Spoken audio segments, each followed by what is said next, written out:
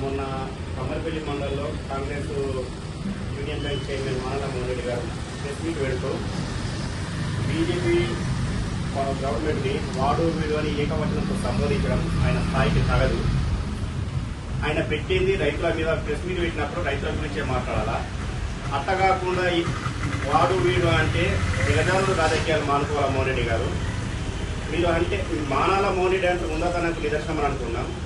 Government రాగానే మీరు కూడా దిగజారిన రాజకీయాలు చేస్తున్నారు.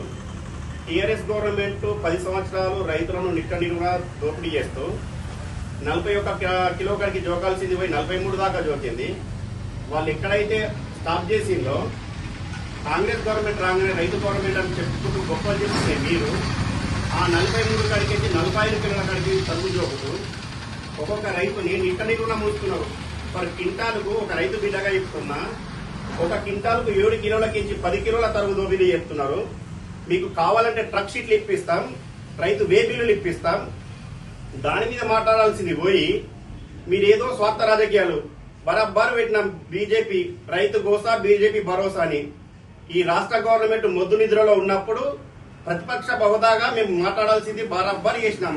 దాన్ని తప్పేం మాట్లాడినాం? కాంగ్రెస్ గవర్నమెంట్ ఏమన్నా తిట్టినామా?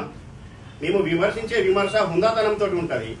మీరు అది పోయి వాడు వీడు అని ఏకవచనంతో సంబోధన చేస్తే మళ్ళోసారి రాబోయే రోజులల్లా ఏ ఊళ్ళకి కూడా రానియకుండా బీజేపీ కార్యకర్తలు ఎక్కడిదక్కడ అడ్డుకుంటామని హెచ్చరిస్తూ టీఆర్ఎస్ వాళ్ళే తక్కదిలేరు. వాళ్ళు 10 సంవత్సరాలు దోపిడీ దోపిడీ దోపిడీ చేసిండ్రు.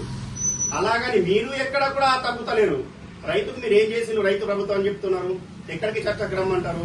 మీ పక్కకున్న రైతులే మీరు ప్రెస్ మీట్ పెడితే తలలు అడ్డు దిక్కుకొని మాట్లాడుతున్నారు. మీ పక్కకున్న రైతులకే మీరు మాట్లాడేది ఇష్టం లేదు. ఎక్కడ రుణమాఫీ అయింది? ఏ ఊళ్ళో పెట్టుకుందాం? మానలాలో పెట్టుకుందామా, లేదా నర్సాపూర్లో మీ అమ్మమ్మ గారి ఇక్కడ పెట్టుకుందామా, కమ్మపల్లి హెలిపాటలో పెట్టుకుందామా? ఎంతమంది రైతులకు 100% రుణమాఫీ వచ్చింది? వర్షాకాలం ఇస్తామన్నారు, అది చెప్పలేరు కదా మేనిఫెస్టోలో. ప్రతి గింజకు బోనస్ ఇస్తామన్నారు, ఇయ్యకపోతిరి. సోయాబీన్ మొన్న వర్షాకాలం పెద్దలు మీరు మీ స్థాయికి తగ్గట్టు మీకు కూడా ఫోన్లు చేసినాం. సోయాబీన్ దించిపియకపోతే మా డాక్టర్ మల్లికార్జున రెడ్డి గారి దృష్టికి తీసుకెళ్తే ఎంపీ అరవింద్ గారితో మాట్లాడి సిడబ్ల్యూసీ గోదాం వాళ్ళతో మాట్లాడి మేము స్వయంగా పోయి 25 నుంచి 30 లారీలు దించిపించినాం. అది భారతీయ జనతా పార్టీకి రైతుల మీద ఉన్న కమిట్మెంట్. సరే, ఈ యుద్ధ వాతావరణం మీద భారతీయ జనతా పార్టీ కొంచెం ఇబ్బందికర పరిస్థితులు ఎదుర్కొంటూనే రైతులు పెంచితే ఎక్కడ నష్టపోతారో అని చెప్పి బస్తా మీద 300 పెంచిన వాస్తవం దాన్ని ఒప్పుకుంటాం. 300 రూపాయలు భారం అవుతుందని చెప్పేసి 70 రూపాయలు ఎంఎస్పీ ధర పెంచిండు.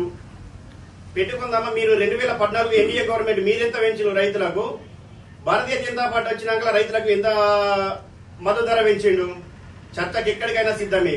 ఉందాతనమైన రాజకీయాలు చేయండి మానల మోహన్ రెడ్డి గారు, దిగజారిన రాజకీయాలు చేయకండి. మళ్ళొక్కసారి రాబోయే రోజులలో మీరు ఇలాగే మాట్లాడుతూ పోతా ఉంటే భారతీయ జనతా పార్టీ చూస్తూ ఊరుకోదు అని మీ మాటలను ఖండిస్తూ ముగిస్తున్నాం. భారత్ మాతాకి జై. మల్లికార్జున రెడ్డి గారి నాయకత్వం, అరవింద్ గారి నాయకత్వం, దినేష్ రెగ్గులాచారి గారి నాయకత్వం, రామచంద్రరావు గారి నాయకత్వం, నరేంద్ర మోడీ.